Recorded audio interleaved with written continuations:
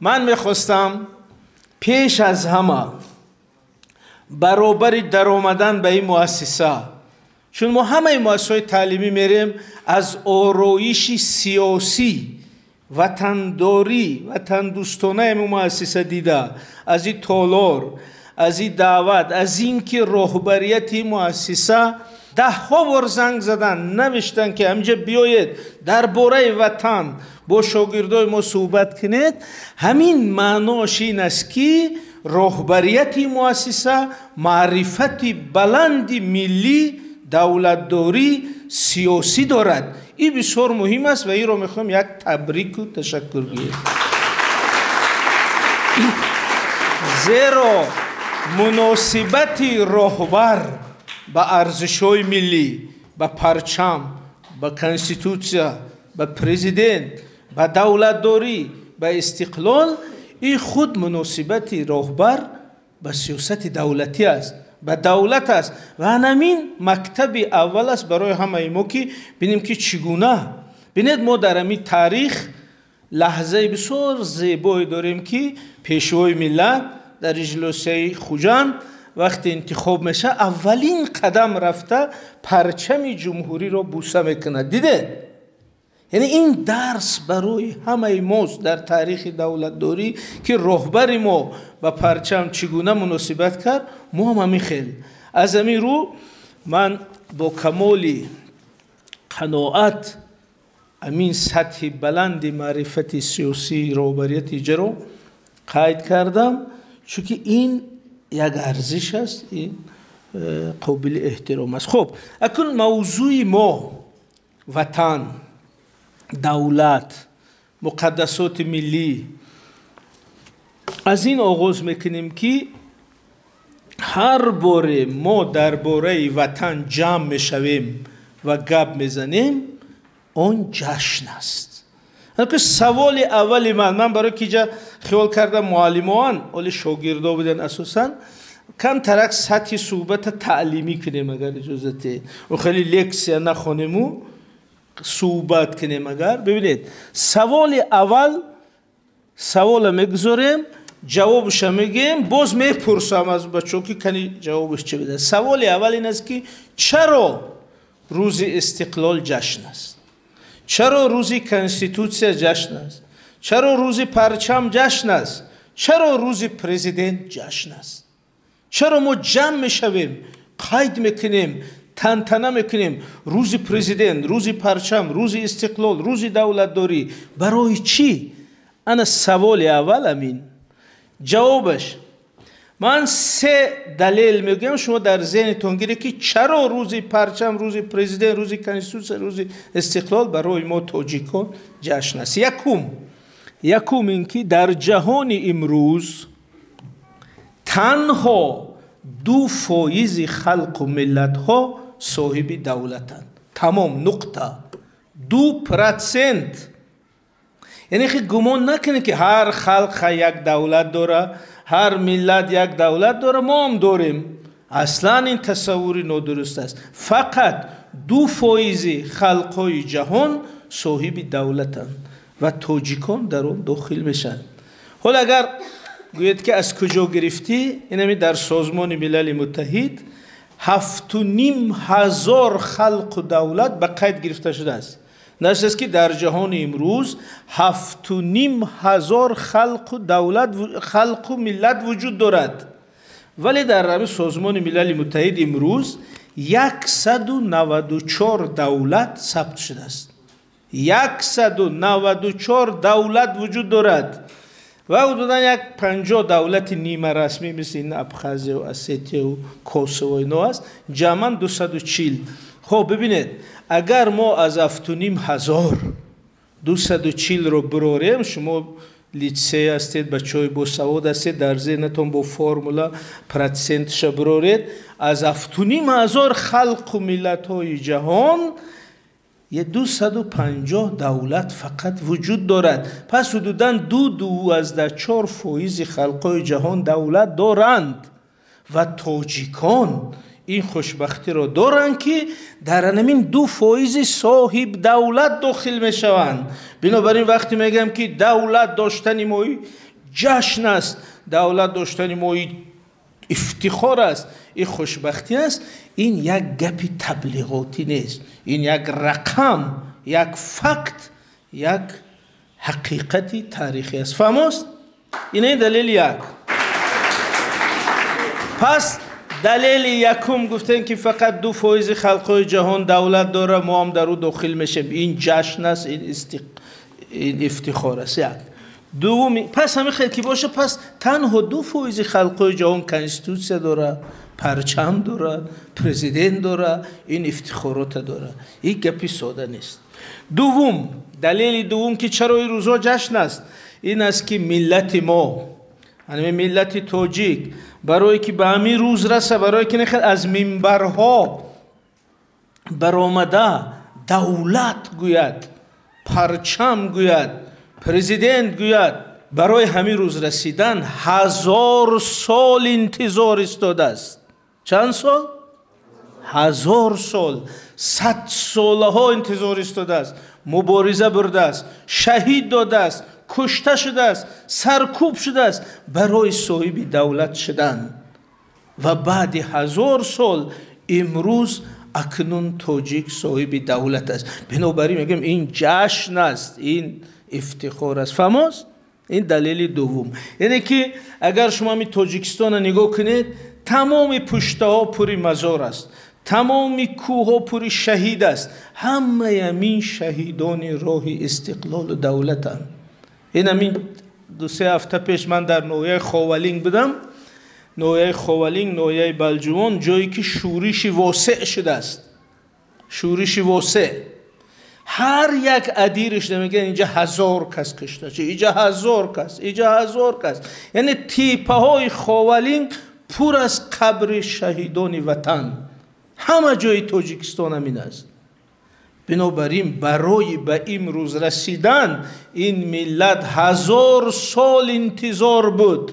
انا از این رو میگیم که پس دولت داشتن، دولت گفتن، صاحب پرچم و دولت و استقلال خود بدن، این جشن است. این دلیل دوم. فهموست؟ خب اینا یک مثال میارم، اینش با آرامی گوش کنید. یک بیت مشهور در همین کتابای ادبیات است که از کمال خوجندی، غزل غریبی، دل مقیمی کوی جانان است و من اینجا غریب. میدونه دخترها از یاد میکنن عادتا، نه؟ نمیدونه؟ در غریبی جان به سختی میدهد مسکین کمال، وا غریبی وا غریبی وا غریب وا غریب. بینید انا این بیت تو امروز میخوندم، ولی من امیر شرح میتم که یک جنبه بسیار نو عجیب در اون یافتم. و چی است معناش؟ بینید میگه که کمال خوجندی یک بزرگ ما از همین شهر خوجند که مغولا اسیر گرفتن، 10 سال اسیر مغولا بود کمال خوجندی، باز 10 سال دیگر وابسته شون بود، رفته در او تبریز در ایران، در مرز آذربایجان، در شهر تبریز مرده است، مزارش همونجا است. ولی پیشوای ملت سپارش دادن در یک قطعه خاکی قبر کمال خوجندی را آوردن. در خوجند یک قبر رمزی ساختند و او قبری که در خوجند است و رمزش است، خود قبر کمال، جسد کمال در تبریز ایران. خب ببینید کمال میگه که در غریبی میمرد، میگه در غریبی جان به سختی میدهد مسکین کمال. این غریبی صدای صدها نفر، هزاران نفری که نسل به نسل در غریبی و آوارگی تاجیکان مردند.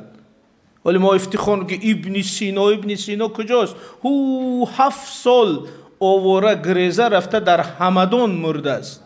میگه مولانا جلال الدین بلخی کجاست؟ مولانا جلال الدین بلخی گریخته، پیش مغول پدرش گریخته رفته است، او در قونیه ترکیه جسدش. تمام بزرگای ما پاش در شرایط بیوطنی، بی دولتی. و همین کمال خوجندی وقتی همین غزل می نویسد، یک جای عجیب داره، میگه در غریبی جان به سختی میدهد مسکین کمال. و من اخیرا یک مقاله را در اینترنت خوندم که روانشناسانی نروژ کجاست؟ نروژ یک تحقیقات گذراندن در مسئله مرگ و معین کردن که کسی که در وطن است آسان میمرد، کسی که در غریبی است جانش به آسانی نمیبراید. یعنی غریب و مهاجرینی که در اونجا است میمرن، اینو تحقیقات میکنن. کسی در وطن است 1 ساعت 2 ساعت میمرد، کسی که در غریبی است 1 هفته 2 هفته جان میکند. دیده نمیره نازکشه. انا همین مهاجرینی تاجیک در افغانستان در سالهای جنگ شهروندی نقل میکنن که بسیار موسفیدا کمپیرای تاجیک وقتی که میمردن جان در گلوش آمده است 1 هفته 2 هفته نمیمرد، عذاب میکشد، جان میکند. بعد همه جمع میشن میگن که مادر جان یا پدر جان همین چیزی شد، ما شما را تاجیکستان میبریم، قبرتون حتی میبریم. بعد امیدش آرام شده میمرده. یعنی مرگ غریب انمی خیلی مشکل است، مرگ آدمی بی وطن هم خیلی مشکل. بنابراین کمال گفته است که در غریبی جان به سختی میدهد مسکین کمال، هم خیلی نمیمرد بلکه به سختی، به عذاب. بنابراین من نمیخوام بعد 50 سال فکر کنم که معنای این بیت چقدر عمیق بوده است. ما اولا میخوندیم که در غریبی جان به سختی میدهد مسکین کمال، از یاد کردیم بهای 4 گرفتیم، بهای 5 گرفتیم، تمام. یکی معناش ببینید چرا گفته است جان به سختی میدهد؟ یعنی که مرگی غریب و بی وطن همیگونه مشکل است و این علم امروز اثبات کرده. از این رو من میگم که وقتی که امروز ما صاحب وطنیم، امروز صاحب خیلی آرامیش، صاحب دولت، صاحب روبری دولت، صاحب چنین آسودگی، بنابراین من میگم که امروز به یگان شبهه برای ما چی است؟ جشن است، عید است. این درباره جشن فهمو است. خب اکنون یک مثال دیگر میارم. امی استاد ترسونزاده در داستان جان شیرین در وقتی که ادیب پاکستان فیض احمدی فیض در خانه شو مهمان میشه، میگه که فیض احمدی فیض یک حالت احساسی عجیب داشت که از وطن گپ سر کنی در میگرفت. یعنی وقتی در موضوع وطن گپ زنی، در موضوع دولت گپ زنی، فیض احمدی فیض هم خیلی سرخ میشد، احساسی میشد، آوازش میلرزید. برای چی؟ چون که وای سالها در آرزوی وطن، در آرزوی استقلال سوخته بود، زندان شده بود، عذاب کشیده بود. ولی وقتی میگفتی وطن، دولت، استقلال، و میگفت آه وطن، احساسی میشد. بنابراین استاد ترسونزاده گفتن از وطن گپ سر کنی در میگرفت، در به مثلی هیزومی تر میگرفت. انا برای همین امروز ما وقتی که وطن میگوییم، دولت میگوییم، انا ما 1000 سال فاجعه، همون مشکلات، همون غریبی ها، همون دریغ و وطن و غریبی و همش پیش رو میاد و میگیم شکر که امروزی وطن داریم. بنابراین درباره دولت و وطن هم خیلی با احساسات گپ میزنیم. هم تا خوش خواهی وطن، دولت، ملت، پرچم هم خیلی گپ نمیزنیم، با احساسات. چونکه سخن درباره سرنوشت و حیات و ممات ما میشد. و اگر این بخش با یک مثال خلاصه کنیم، من سرداری ریاست سیاست خارجی بودم در مرکز استراتژی. همیشه مهمان خارجی داشتیم و در درآمدگاه مرکز، هم درآمدگاه مکتب در مطبعه هست، یک لوحه‌ای بود که مقدسات ملی و در اونجا پرچم، کنستیتوسیا، پرزیدنت، سرود ملی نوشته مقدسات ملی. و من گفتن همین چی است؟ من ترجمه میکردم. بعد میگفتن که همین پرچم و کنستیتوسیا مقدسات نیست که یه چیزای دولت داره، ما هم داریم، همه داریم. و من میگفتن این برای تو مقدسات نیست، چون که تو مثلا روس باشه اگر 1000 سال دولت در جوش ایستاده، تو چینی باشه اگر 1500 سال از دولتش، از ژاپنی، این همین امپراتوری ژاپن 1600 سال شده همین اویلا ادامه دارد، دولتشون ویران نشده. ما برای پرچم، برای کنستیتوسیا، برای دولت، برای استقلال 1000 سال سوختگیم. بنابراین برای ما یا مقدسند میگفت خیخه باشه فهما روزی. ببینید انا برای همین امروز برای توجیکان مسئله دولت است یک مسئله اساسی و هر باری که درباره دولت وطن نشسته گپ میزنیم به یگان شبهه اون جشن است، عید است. سوال دوم این است که چرا ما تاجیکان با ملت خود، با فرهنگ خود، با تمدن خود چنین افتخار داریم؟ نام همین اعتماد ملی. اعتماد یعنی اینکه باوری، خودباوری. چرا ما چنین اعتماد داریم؟ چون که ما همه ملت‌های جهان رو احترام میکنیم، همه ملت‌های جهان خوبند، به خودشون بزرگند، لیکن ملت ما، مردم ما در جهان با این فرق دارد که بزرگترین تمدن جهانی را آفریده است. هزاران نفر بزرگای ما صدها نمود اندیشه، تعلیمات، کتاب، ایده برای بشریت دادن. شما بینید اگر در همین جهان یک جا درباره فرهنگ، تمدن، اخلاق صحبت شود، نام تاجیک کجا گرفته میشه؟ مثلا من همین در امریکا رفته بودم، در دانشگاه کلمبیایی نیویورک، هم کلمبیسکی یونیورسیته است نامش در نیویورک.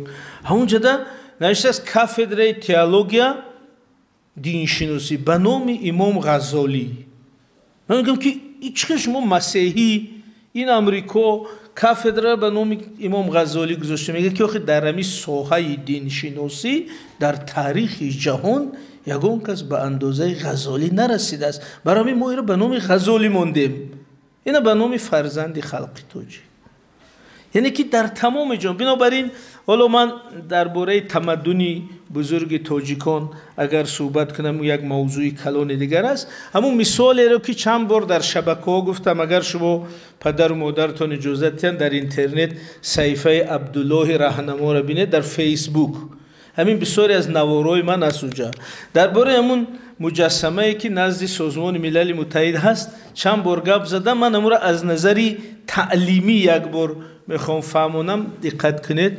ببینید ما چخیل میگیم که ملت ما بزرگ است، تمدن ما بزرگ است. اینمی در شهر وینا پایتخت استریا بنای سیومی سازمان ملل متحد است، بنای بزرگ که اداره‌های سیاسی در همون جهان. و در همین حولی همون بنا یک مجسمه هست 4 نفر هیکل و در زیرش نوشته است که مجسمه بزرگان علم و تمدن جهان. این رو نمانده برای تاجیکان و برای جهان گفته است که همین 4 بزرگی علم جهان همین است. و وقتی شما نزدیک میرید اگر تاجیک باشید حیران میشه، هر 4ش تاجیک، هر 4ش.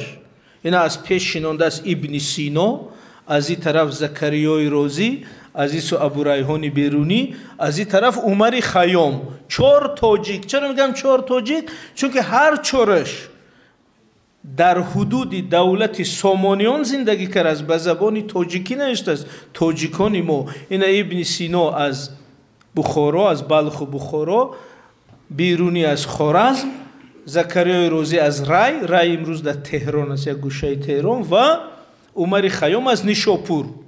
4 تاجیک گفته است که 4 پدری علم و تمدن جهان. چرا؟ چون که ابن سینا علم طب با وجود آور است، طب معاصره که 1000 سال غربی ها از او خواندند. زکریای رازی علم خیمیا رو با وجود آور است و طب عملی رو، و عمر خیام ستاره شناس، متماتیکی بزرگ، و بیرونی گیوگراف، زمین شناس بزرگ. و اینا پدرانی همین ساحه ها. شمالی در کتابای درسی ما که بعضش میراث شوروی است، ما بسیار چیزایی که خودمون کشف کردیم به نام دیگران میخونیم. مثلا همین بیرونی در همین عصر نوح 2 چیز مهم کشف کرده است. یکم گیرد کره شکل بودن زمین را بیرونی کشف کرده است، نه گلیله یا کپرنیک. ابو ریحان بیرونی بابای شما. و دویم کاری کرده است رادیوس زمین چنگ کرده است. فرمولا کرده از روی سایه کوه، از روی کنج کوه به زمین رادیوس کره زمین چنگ کرده است. حاضرم با اسبابای معاصر امو درست ببیا. بنابراین در امو در سازمان ملل متحد بینید در دست بیرونی کره زمین است. یعنی همچو اختراع کننده کره شکل بودنی زمین.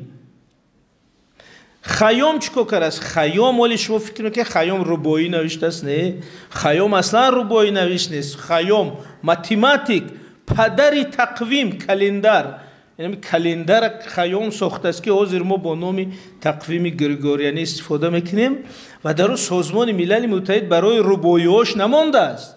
همچون پدری وقت، پدر علم زمان و در وقت بیکاریش یگان ربایی هم نوشته است. اما خطاگیمون چه است؟ اما ربایی‌هاش میدونیم، اما ماتماتیکای خیام فراموش شده.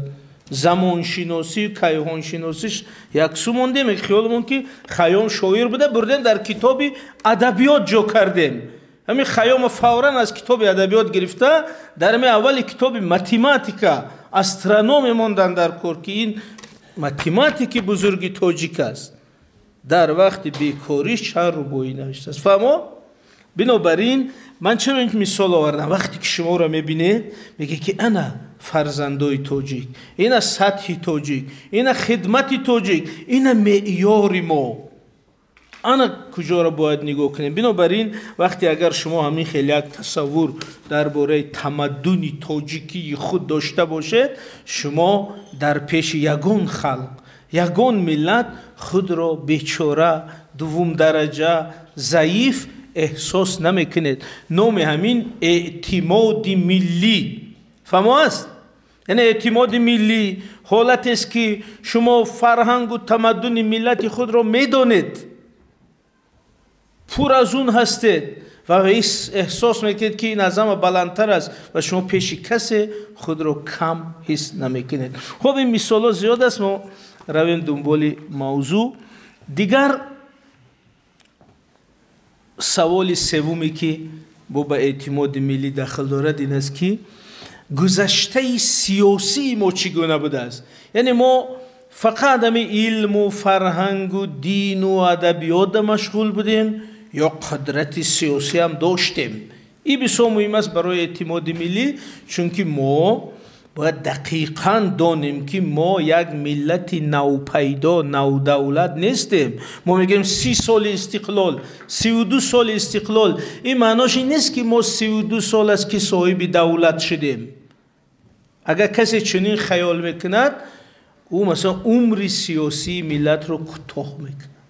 برعکس ما میگیم که همین پیشوای ملت در مقدمه کتابی تاجیکان در آینه تاریخ نوشتن که تاجیکان برای خلقای این منطقه استاد دولت دارند.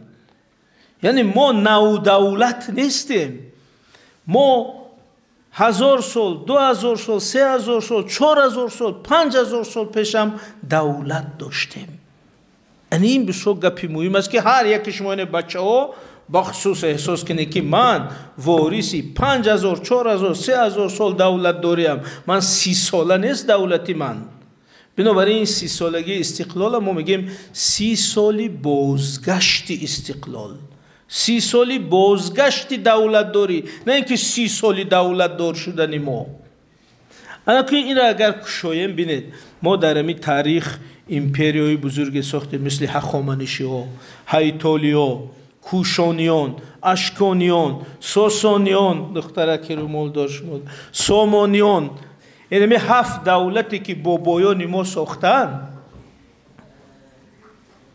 درباره‌اش چند چیز مهم میگم بینید. یکم، هر یک شما باید بعد همین درس رفته همین 7 دولت نامش نویسیدو در تلفن یا در اینترنت کوبید که تریتوریش چقدر بوده است، وقتش کی بوده است، شوهش کی بوده است و شما حیران میشید.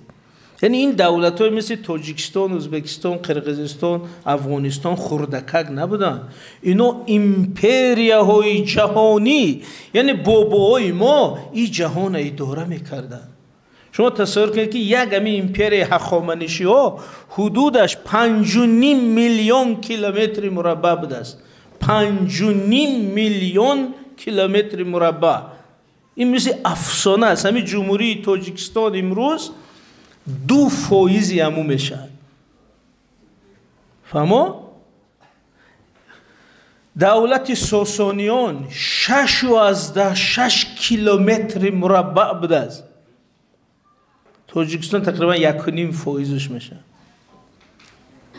این خیلی دولت های مثل روسیه، چین، امریکا که امروز میگیم اینا نه تنها از نظر حدود، از نظر قدرت هم دولت های اساسی جهان بوده. هرودوت پدر تاریخ می نویسه که همین تمام تاریخ دنیای قدیم این جنگ یونان و فارس است. چون همین دو قدرت بود، یا فارسا بودن شما یا یونانی ها. بنابراین همین دولت هایی که ما داشتیم، با یک بار دیگر میگم اینا هخامنشی ها، اشکانیان، کوشانیان، اینا هیتالیان، ساسانیان، سامانیان، این 7 دولتی که پدرای ما ساختن اینا ابرقدرت های جهان بودن. و از این رو ما وقتی درباره دولت تاجیکان میگن شما رقم 32 سال رو فراموش کنید. نگه که ما 32 سال از صاحب دولتیم، ما بگیم ما 32 سال است که دولت داری ما بازگشت. حالا تناسب شبه میگم. خب اکنون بینید همین سال یک حادثه جالب در تاریخی ما شده. می سال که پیشوای ملت در روزهای نوروز در سازمان ملل متحد یک کنفرانس تشکیل کردن با نام کنفرانس آب و پیریخ‌ها. در اونجا موضوع پیریخ، آب، اقلیم همتون شنیدید و نمون دیوارو در نوشتگی است، در سودا گفتن. ولی در اونجا یک کاری عجیب شد. پیشوای ملت در وقت همه کنفرانس یک هدیه از نام دولت تاجیکستان به سازمان ملل متحد سپاریدند. انا خیلی در درآمدگاه سازمان ملل متحد در نیویورک، در درآمدگاه تالار مثل همین منبر از شیشه یک پایگاه ساختن، یک هدیه، یک تاج را بردن، گفتن که این تاج هدیه به سازمان ملل متحد از نام تاجیکستان. اگه شما دقت کنید که امی تاج چند تا پیام داشت. یکم این که این تاج عادی نبوده، یک نسخه تاج امپریای کوشانیان 2450 سال تاریخ داره امی تاج. یعنی یک تاجی از شاه کوشانیان که نمی دوشنبه ولایت ختلان طرف جنوب در کوشانیان داخل میشد. دولتی تاجیکی 2,500 سال پیش. دوم ما میتونستیم از بدخشان یگان لعل بریم، از زرافشان یگان طلا بریم، از ختلان یگان چکم بریم، از استراوشن یگان کندل بریم، بگیم من هنری تاجیک، این ثروتی تاجیک. چرا پیشوای ملت تاج را اوجا بردن؟ این سوال اساسی برای طلبه، چرا تاج را برد؟ چون که با واسطه انمی تاج و تمام جهانیان اعلام کرد که من ملتی نو پیدا نیستم. من 30 سال نشد از دولت داری من. شما گمان نکنید که SSR فرو پاشید تاجیکستان پیدا شد.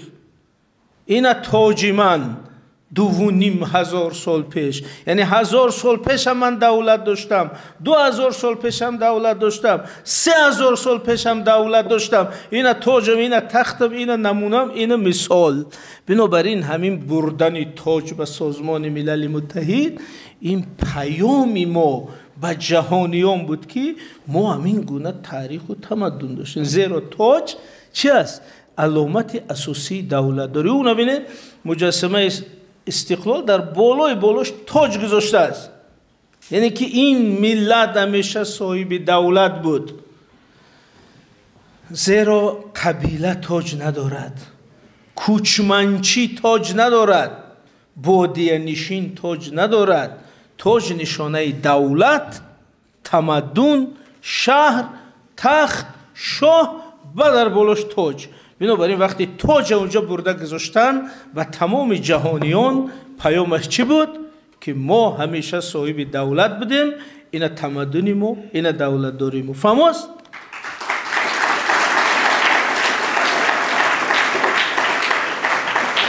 بنابراین برای که همین گپ از یادتون نرود من یک فرمولای آسونه که میگن که در همین سرود ملی ما که از شما خواندید همین زنده خواندن سرود ملی هم یکی از نشانه‌های خوب و آگاهی شما زیر پیشوای ملت همین سپارش دادن که سرود ملی را زنده در کارخانه ها خوانید. و این سرود ملی یک جای عجیب داره، میگه زیدوری زمانه ها رسیده ایم. یادتون است؟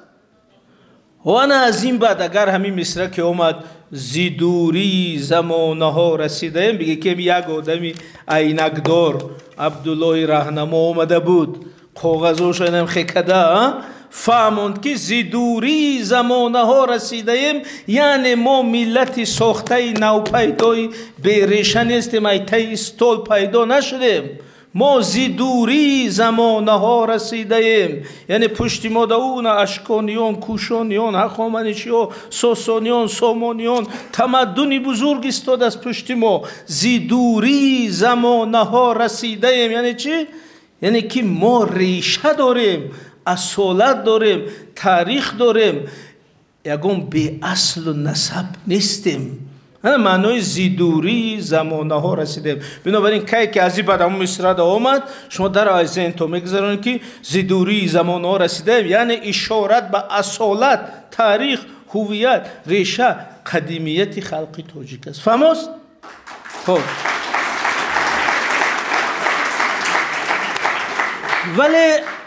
ولی اکنون یک جایش دمیم که بعد یا قدر افتخار و شکوه و بزرگی ولی ممکن گریه کنیم. اینه دیده؟ ممکن گریه کنیم. چرا؟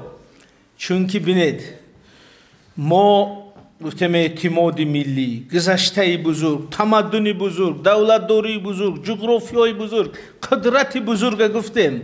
ولی امروز فاجعه اساسی تاریخی مردم تاجیک چی است؟ فاجعه یعنی تراژدیا، بدبختی. اگه سوال فاجعه اساسی، مشکل اساسی ما چی است؟ همین است که امروز همین ملت بزرگ، صاحب تمدن، صاحب دولت، صاحب فرهنگ، صاحب هخامنشی‌ها و ساسانی‌ها و سامانیان، صاحب سینا و بیرونی و رازی و خیام و مولانا آورده در یک گوشه کوهستان تنگ کرده، در یک فایزی جغرافیای تاریخیش وطن دادن. در یک فایز. اینجاش فاجعه. بینید همین حدودی که امروز تاجیکا در اختیار دارن همگی 1% یک فایزی خاک تاریخی تاجیکان است. همین رقم باید شما را لرزونه بگه که یک فایزش مانده است، 99 فایزش رفت. پس چی میگه ما؟ این اگر گوید که مثال بیار، همین چند مثال همینجا من بچه ما هست با کلکولاتور کار کردیم که با ما بودو پیش بچه ها خطا نبرد. بینید همین تاجیکستان امروزه همگی 2/5 فایز حدود دولت هخامنشی است. 2/5 فایز. همگی 5 فایز حدود اشکانیان میشد. همگی 2 فایز حدود دولت ساسانیان میشد. ها؟ همگی 4.5 فایز حدود دولت سامانیان. انا که بینید ایره با ویزوالی اگر نشون تیمه با دیدن همین ورق همه بینید بچه های قفو حال یک چی نشون میتیم اکن نمیبینید. بینید اگر همین حدود دولتی ساسانیان باشد، همین حدود جمهوری تاجیکستان اینقدرش. من از ساسانیان که شما در کتابا میخونید، این حدود جمهوری تاجیکستان در برابرش، یعنی اینمی قدرش در ما مونده است، اینش رفت. اگر همین حدود دولت هخامنشی ها باشد، حدود امروزه جمهوری تاجیکستان با از این هم خورتر، این هم قدرش، ایش نمیبینیم. بین فهمو؟ این همین منظره باید پیش چشمتون بگیره. اگر همین ورق من حدود دولت تاجیکی سامانیان باشد، دولتی که او را بابای ما ساخته است، اسماعیل سامانی بنیاد گذاشته است، از بخارا اداره میکرد. اگر همین دولت سامانیان باشد، حدود جمهوری تاجیکستان انمی قدرش اینا فهمو؟ انمی منظره را یگان تد فراموش نکنید که این دولت سامانیان که ما میگیم ناحیه اسماعیل سامانی، هیکل سامانی، پول به نام سامانی، افتخار سامانی، کجاست همون سامانی؟ این همین 97% رفت، فقط همین قدرش در دست ما. خب اینه چرا میگم که در یادگیره؟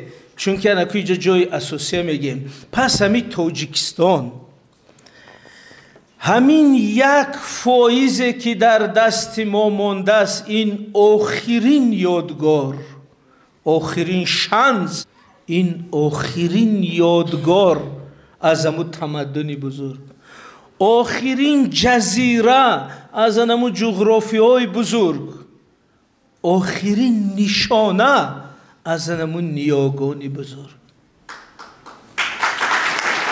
پس این یک فایز دیگر جای باختن نداره، دیگر جای دادن نداره، دیگر جای فروختن، جای معامله کردن، جای بخشیدن ندارد.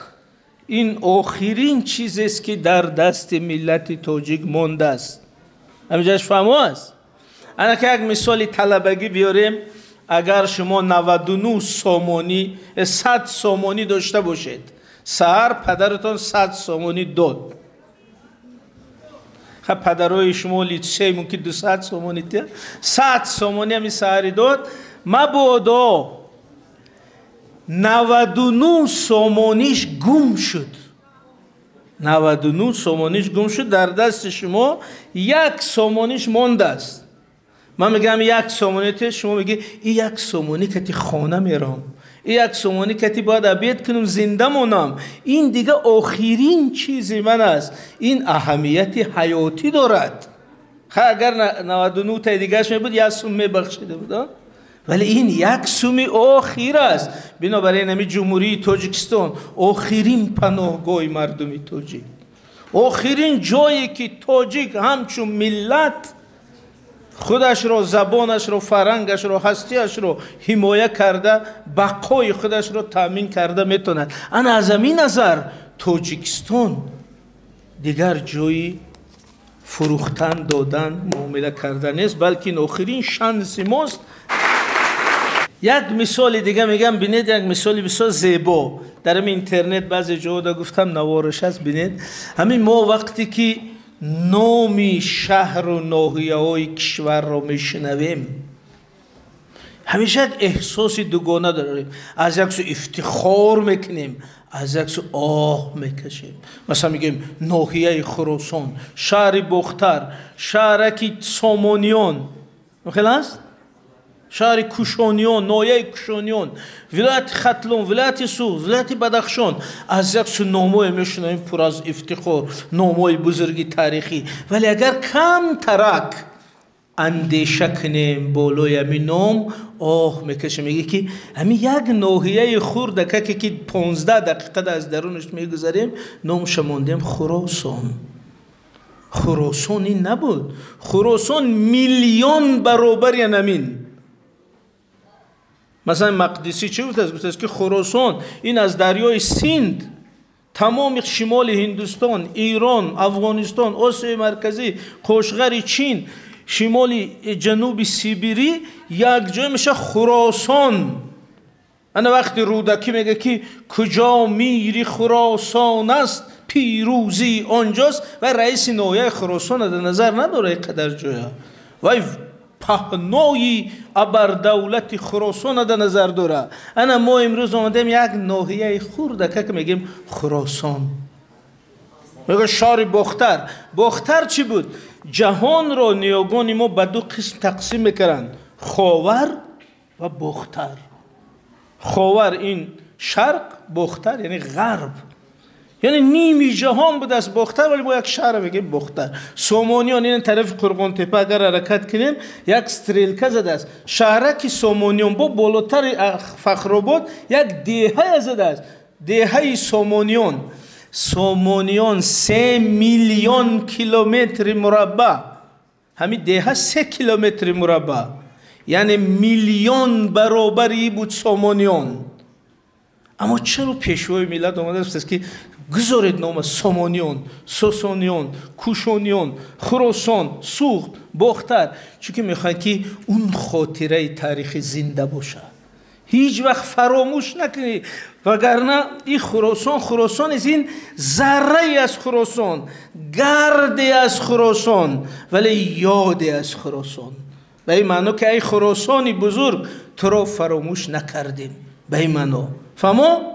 وگرنه این ولایت سوخت، اولی ژورنالیستان استن یک گپی جدی ترگیم، همین ولایت سوخت 10% دولت سوخت است که در تاجیکستان مونده است، دیگرش در بیرون.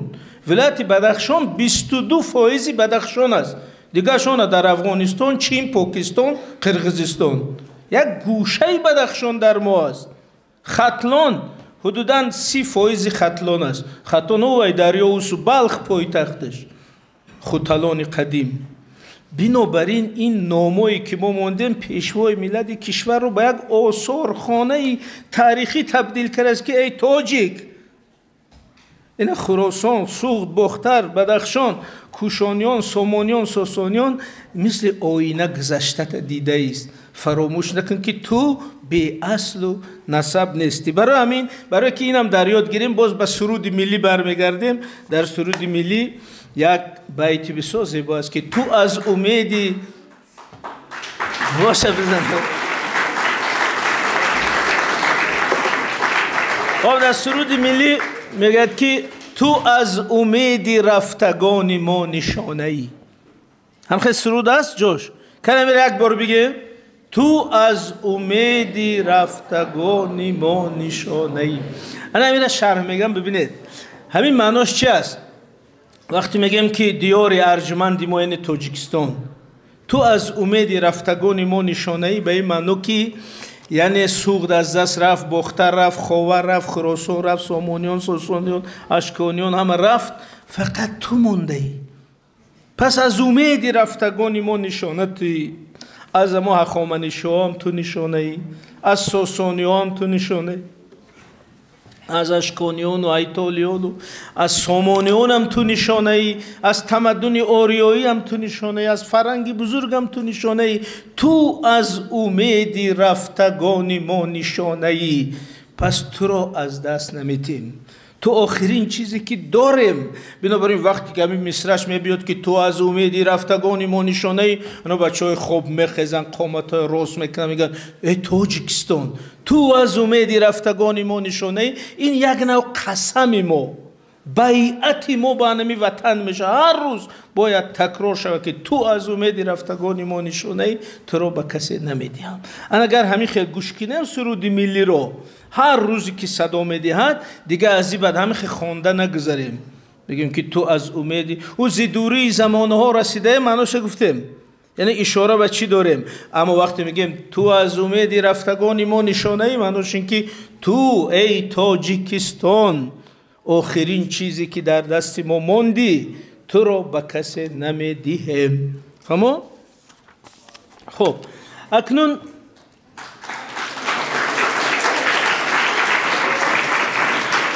اما همی 1% که ما شکایت داریم. ببینید ما گفتیم که همی 1% خاک تاریخی به ما رسیده است. لیکن اگر تاریخ امروز دا برگردیم، سالهای 24 و سال آینده 24 است، 100 سالگی تأسیس تاجیکستان میشد. 100 سالگی. همین 1% را هم به ما دادن نمیخواستن. ارخیوا را بینید، تاریخ ها بینید. اول قرار برآمد که تاجیک وجود ندارد، دولت باید نداشته باشه، اینا مهاجرن، اینا از دیگه جا اومدگن، دولت باید بین دیگران تقسیم شود. در قرار اولی تقسیمات حتی نام تاجیکان، نام دولت تاجیکان نبود.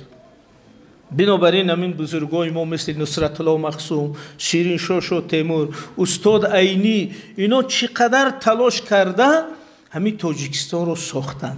اگر شما همین ارخیو ببینید، ولی من جزئیاتش نمیگم وقت میرود، فقط جوش میگم که کجا است. در همین ارخیو دولتی تاجیکستان در کتابای سالهای 30 هم هست که 10 قرار شد برای تأسیس تاجیکستان. در هر قرار یک ولایت، یک شهر، یک دره رو دادن. اینا در قرار اول میگم تاجیکستان غرم مسجد درواز تمام. در قرار دوم میگه خیلی دوشنبه هم تی، بعد یه سال میگه خیلی ایسار هم تی، خیلی کلاب هم رو کنه، خیلی پنجکن تو استراوشن هم رو کنه. همین خیلی 10 سال در ساخته شده از تاجیکستان. حتی من خوجند و استراوش، خوجند و اسفرا و کنی بودم، من سال 29 گرفته، 6 سال پس از تأسیس جمهوری. انا برای این وقتی میگم شیرین شاه تیمور، نصرت الله مخصوم قهرمانان ملی، در مکتب شما صورتش هست؟ هست؟ انا از این بعد از پیشش که گذارید بگه که اینا قهرمان نه، اینا پدرانی تاجیکستان. اینا تاجیکستان رایون به رایون، ناحیه به ناحیه، شهر به شهر از ابرقدرت ها کنده گرفته همی یک فایزه ساختن. 8 سال ساخته است نصرت الله مخصوم همی دولت. هر سال یک رایونی گرفته است. این نیست که یک فرمان شد انا تاجیکستان ساخته شد. این فکر نکنید. برای همین وقتی که جوانان هستند، من یک مثال میگم که همین وقتی شما قهرمان‌ها در دیوار میبینید، بخصوص اینا نوشته یکم نصرت الله مخصوم، دوم شیرین شاه تیمور، شما بینید که اینا جوانان بودن. همین شیرین شاه تیمور وقتی رئیس ولایت بدخشان میشد 23 ساله بود است. 23 ساله، اگه موسفید نبود است، دانشگاه هم خواندگی نبود. ولی 23 ساله، چون تولدش 1899 تولدش، سال 1922 رئیس ولایت پامیر شده. وقت هم خیلی نام داشت. یعنی 23 ساله رئیس ولایت، 33 ساله رئیس جمهوری تاجیکستان شد، 37 ساله کشته شد. یعنی در جوانیش انمی دولت ساخته است. نصرت الله مخصوم هم خیلی جوان. بنابراین صورت شیرین شاه میبینیم، میگه میره کی کشیده است، رنگ یک مرده که 70 ساله کریم و بیچاره 36 سالگیش کشته شده است و پیر نشده است. اما خداش نیک به فکرم تاریخ هم آدم نمیدونسته است، چون که او را یک مرده که 50 60 ساله بری میتونه. خب بنابراین چرا اینو تاکید میکنم؟ چون که همین بچه 23 ساله دولت ساخته است. پس هر یکی شما میتونه، همین آب است، همین خاک است، همین هوا هست، همین کوهستانی تاجیک است، همین مادری تاجیک است. پس هر یکی شما میتونید در همین جوانی برای دولت یک خدمتی کنه. از این بعد از پیش صورت شیرین شاه تیمور گذشته، میگه همین نمونه برای من، همین جوان در 23 سالگیش برای تأسیس تاجیکستان قهرمانی کرده است. پس این قهرمان افسانوی نیست. این کتاب صنف 5 خونده، تاریخ خلق تاجیک. همچنین نوشته که سیاوش قدش 16 متر بود، نه؟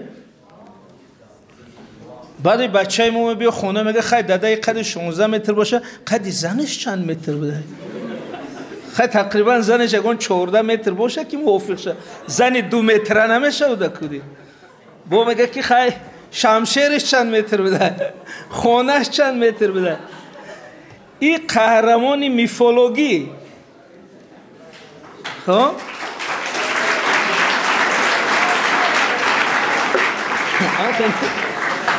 اما شیرین شاه تیمور، نصرت الله مخصوم، صدرالدین عینی، امام علی رحمان میفولوژی نیست.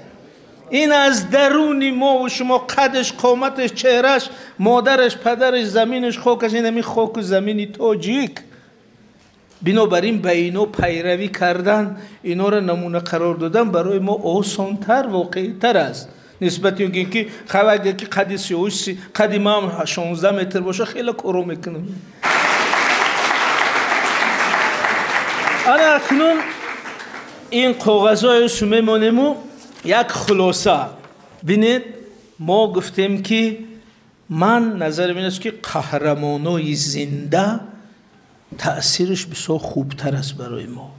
از همین رو من یک دو مثال از قهرمانای زنده میارم که این وطن، این تاجیکستان رو چگونه دوست می داشتن و همین دیوار ده باز بینه. ما درباره همه قهرمان یک چی گفتیم، درباره استاد غفوروف یک چی میگم که همین استاد بابا جان غفوروف مؤلفی شاه اثر تاجیکان در وقت پیریشون بیماری تبابت نشوند داشتن. این در فیسبوک من کوتاه گفتم، همین را به واسطه به شما میگم دقت کنید که من میخوام نشون بدم که چی خیلی غفوروف همین وطن دوست می‌داشته است. همین استاد غفوروف بیماری تبابت نشونده شدن و دکترها وقتی در مسکو تشخیص میتن و میفهمد، اما از روی وظیفه‌ای که دیرکتوری انستیتوت شرقشناسی SSR عضو کمیته مرکزی شخصی بزرگ SSR بود و خسته تاجیکستان آمده نمیتونست. با وای 10 سال رهبر دولت تاجیکستان بودن، از سال 1946 تا 56 10 سال پرزیدنت تاجیکستان بود غفوروف. 21 سال آخری عمرشون در مسکو و قرار بود که همونجا زندگی کند. اومده نمیتونست تاجیکستان. بنابراین غفوروف وقتی که کاغذ میگیرن که 2 ماه دیگر مانده است، ببینید چه کرده باید گریزد دوشنبه بیاید. برای همین یک قرار میکنه، یک کنفرانسی غیر نوبتی درباره شرق شناسی در تاجیکستان گفته غفوروف اگر به زبان ساده گویم گریخته تاجیکستان میان و میان در دوستاشون میگن که دوستان عزیز من این دفعه مردن آمدم. ببینید مردن آمدم. هیچ خیلی استادی خیلی نگید میگه من میدونم 1 ماه 2 ماه مونده است من مردن. 2 وصیت دارم، میگه یکم این که مرا به طریق تاجیکی گور کنید، دوم این که تمام چاره ها را بینید که جسدی مرا مسکو نبرن. چون که در اون وقت آدمای کلان رو همین خیلی گروب کرده، موسیقی کرده، در دیوار کرمل گور میکردن. همه آرزو داشتن که ما را در دیوار کرمل گور کنن که چقدر گویا شخص بزرگ در قبط لنین و استالین. غفوروف میگن که نه، یگانه آرزوی من این است که قبر من در تاجیکستان باشد. ببینید حتی پیش رئیس جمهور رسولوف میگه که آخرین وصیت من همین است که مزار من باید در تاجیکستان باشد. و میگه که حتی امروز اگر از مسکو زنگ زدن که بیارید تلفن ها نبردارید، گه اوجه ما گور چوب کردیم تمام. یعنی بینید همین آدم تمام جهان گشته آمده، وصیتش همین بود که التماس خاکی من در تاجیکستان باشد، چون که من 1 عمر تاجیک گفتم، تاجیک نوشتم، کتابی تاجیکو نوشتم، من نمیخوام که بیرون از این وطن باشم. اینا ببینید همین نمونه زنده برای وطنداری ما. خب اکنون طرز وصیت استاد ترسونزاده در فیسبوک گوش کنیم. من موندم استاد ترسونزاده خلاصش اگر گم همین قبرشون دیده در بلندی لوچوب خودش انتخاب کرده است. و همین محمد آسیمی پرزیدنت اکادمی علم ها در یادداشتش میگه که ترسونزاده میگفتن که عمر ورزاب گفتم، لوچوب گفتم، دوشنبه گفتم، دیلم کنده نمیتونم، اگر مردم من رو در هم بلندی گور کنید، از همون جمعن همی دوشنبه و لوچوب و ورزاب روحی من دیده استد. اوجا مزار نبود، اوجا قبرستانی لوچوب نبود، یک تپه بود. برای همین استاد ترسونزاده همونجا گور کردن از روی وصیت خودش. یعنی اینو اینقدر دلبستگی داشتن. ولی همین حادثه آخری که شد در تاریخ معاصر ما، این بازگشتی بازار صابر به تاجیکستان است. این را دقت کنید چقدر شما ببینید بازار صابر در امریکا زندگی میکرد. 19 سال آخری عمرش در امریکا بود. ولی شما امریکا میگه هوس میکنه. انا بعد 20 سال پیتزا، گامبرگر، هات دوگ، ستاربکس، کوکاکولا، KFC، مکدونالدز، خیلی نامش دارم.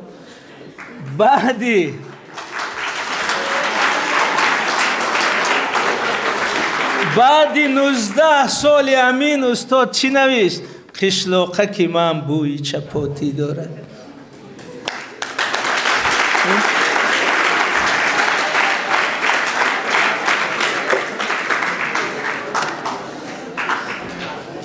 من این شاهد زنده خانه استاد بزرگ صابر رفتم در امریکا.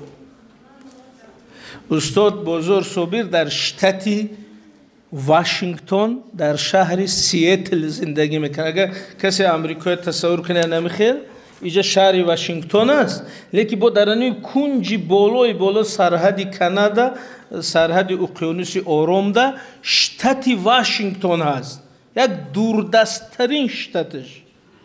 این شهر واشنگتن نه، شتات واشنگتن، پایتختش سیاتل. انا استاد بزرگ صابر همونجا زندگی میکردن. من یک کنفرانس رفته بودم، خانهش ده مهمون کرد. ببینید آدمی مسافر قریب 80 ساله میگه که همین میشینم فیض آباد، تاجیکستان، قشلاقه که من میگه همین نبیراش مثل شما بچهای یاشت میگفتن که نخود تو گامبورگر مونده بگی که بوی چپوتی داره. انا استاد بزرگ صابر میگفتن که نه، ایالی نمیفهمن، اینا نمیفهمن، خیال میکنن من دیوانه نیستم میگه، اما وطن میکشد. انا شعری که نوشتن میکشد خاکش، خاک و خاشاکش، همونجا نوشتن. یعنی گفتن که این قدر میکشد. بنابراین وصیتی آخری بزرگ صابر همین بود که نه امریکا لازم است به من، نه همین پیتزا و گامبورگرش، نه شهروش، نه مرا بر تاجیکستان. و یکی از خدمت‌های یا اقدامای بزرگ پیشوای ملت در تاریخ معاصر فرهنگ ما همین آوردن بزرگ صابر بود.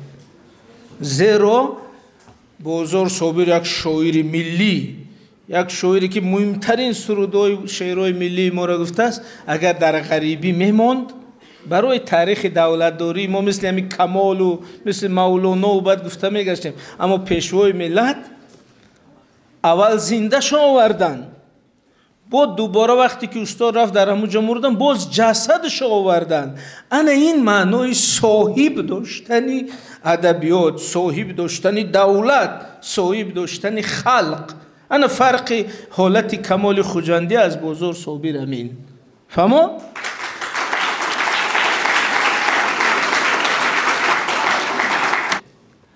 از همین جلسه شما روحیه ملی، اعتماد ملی، گذشته ما، امروز ما، مفهوم وطن همش شنیده. در خلاصه من این میگم که یعنی امروز فرق وطنداری ما این است که ما اکنون وطنداری صاحب دولتیم.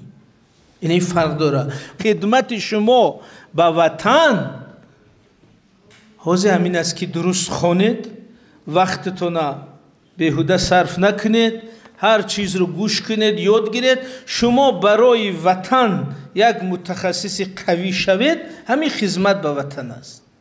خب یعنی وطن قوی عبارت از شهروندای قوی، وطن پیشرفته عبارت از شهروندای پیشرفته. بنابراین هر یک شما اگر ناز خونی، متخصص شوی، صاحب کار، صاحب جایگاه شوی، خدمت شما با وطن همین است، چون وطن آبادتر میشه.